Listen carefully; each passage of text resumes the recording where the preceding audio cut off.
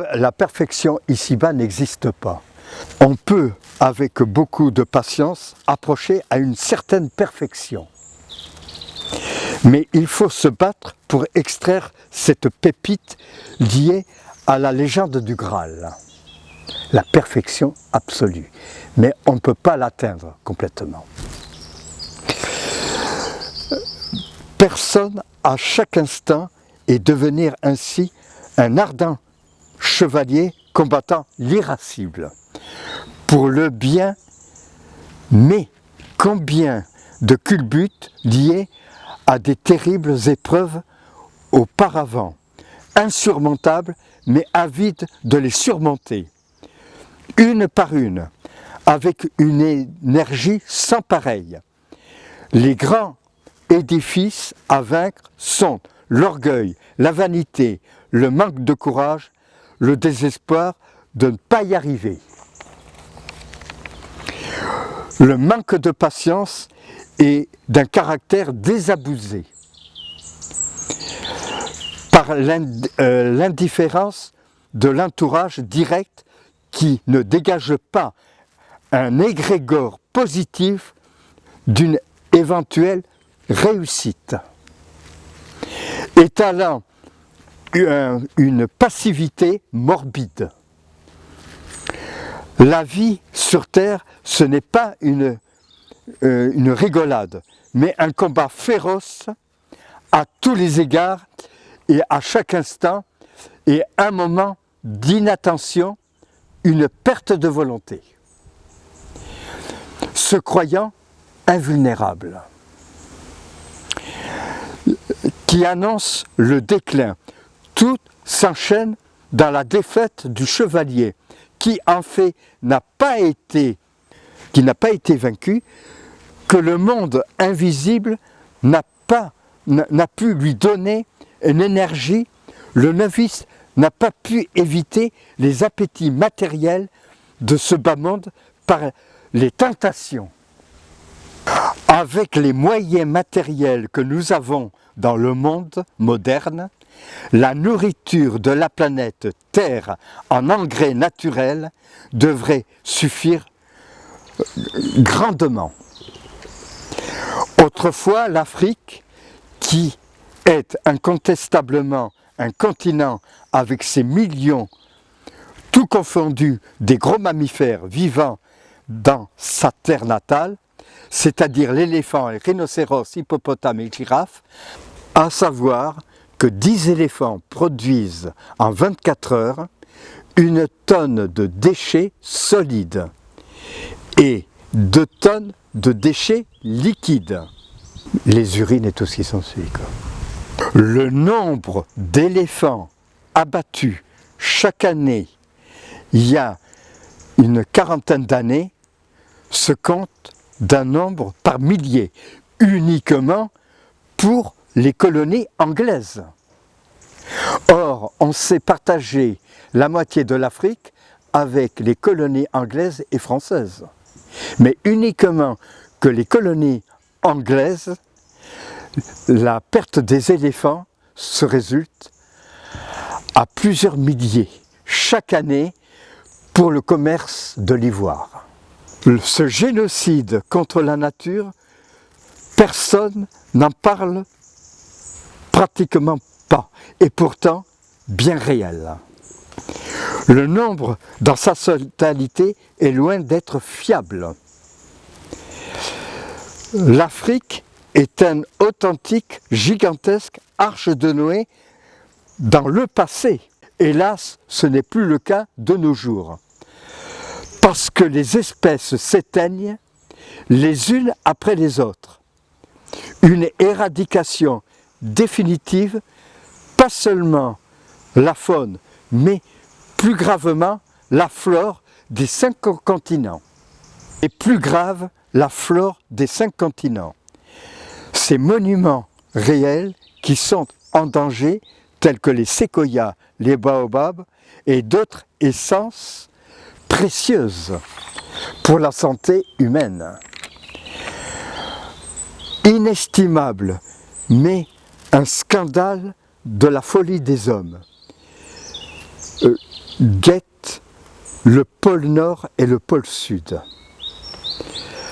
Dans l'Arctique, un animal le plus imposant de l'histoire de la création de notre planète que nous contemplions chasse alors ce cétacé d'une manière irréversible, devrait être respecté et partagé d'une manière exemplaire et sans faillir, quelles que soient les circonstances, sans faiblesse. Il s'agit de la baleine bleue, dont son poids peut atteindre 200 tonnes, qui est un monument vivant. Son organisme contient en moyenne 8 tonnes de sang, qui vont nourrir 60 tonnes d'os et de cartilage pour les réparer par l'intérieur. Et également 70 tonnes de muscles, de graisse, de peau. En plus, son estomac peut contenir 10 tonnes de nourriture. Son cœur mesure 1 mètre de long sur 1 mètre de large, pour un poids égal à 150 kg. Gros intestin, intestin grêle, foie, la rate, le pancréas, poumons, ainsi que tous les appareils vasculateurs, le tout 52 tonnes. Sa taille, sa longueur de sa silhouette atteint 32 mètres. Lorsqu'elle est adulte, c'est 32 mètres de longueur. 200 tonnes, c'est l'équivalent de 2000 hommes qui pèsent chacun 100 kilos. Ou bien alors l'équivalent de 84 éléphants, pesant 2 tonnes 380 chacun. La baleine bleue se nourrit son petit elle-même. Pour élaborer 1 litre de lait, il faut au niveau de la mamelle une stagnation sanguine de la glande lumière qui élabore le précieux liquide blanc. Il faut 300 à 400 litres de sang pour arriver à un tel résultat. Les cellules spécialisées de la glande lumière élaborent le précieux liquide blanc. 1 litre de lait de baleine bleue renferme 200 g de matière grasse, 40 g d'oligo-éléments, 70 g de matière minérale. Le lait le plus riche de la création est produit par le plus lourd animal de l'histoire terrestre de notre globe. Ce lait est si concentré qu'il ressemble à de la mayonnaise. Le petit tête sa mère, il lui faut tous les 48 heures près de 700 litres de lait. La baleine bleue peut plonger jusqu'à 200 mètres de profondeur. Nage de 30 à 40 km par heure.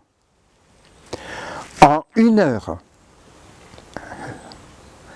Et voilà que le genre humain, par insouciance, extermine cet animal si complaisant. Pour notre santé, les peuples du Nord, comme les Japonais, en consomment les baleines, puisqu'ils les chassent. Mais la véritable ethnie, ce sont les Inuits. Ce sont les Mongols qui sont passés par le détroit de Bering. Eux ne vont pas à la chasse, à la baleine pour le plaisir, c'est pour se nourrir. Et tous les morceaux de la baleine sont réutilisés par leur organisme, pour leur santé et même pour leur huile, pour se chauffer l'hiver. Tous les animaux de la création, sans exception, sont des usines à engrais naturels, solides et également liquides, qui viennent régénérer les sols par excellence, qui apportent au sol tous les éléments dont le sol à laquelle il a besoin, pour donner légumes et fruits d'excellente qualité. Je rajoute à la suite de la baleine bleue tous les cétacés, sans exception, qui font vraiment un appel d'engrais naturels tout à fait stupéfiant. Et vous avez par exemple les requins par tonnes, les rorquals, les dauphins, les marsouins et les poissons lunes le poisson lune peut peser 2 tonnes. Et alors, tous ces gros animaux, malheureusement, ils ont disparu de notre hémisphère des 5 océans, ils ont disparu pratiquement complètement. Et là, il nous reste encore les cétacés, mais il est grand temps de les protéger. Sinon, nous allons à notre catastrophe. Les gardiennes de la planète, on ne pourra plus les appeler les gardiennes de la planète.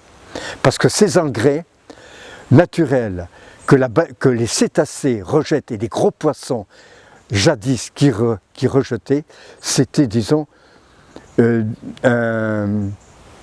des engrais tout à fait spéciaux pour la flore marine. Et alors là, on ne peut pas, disons,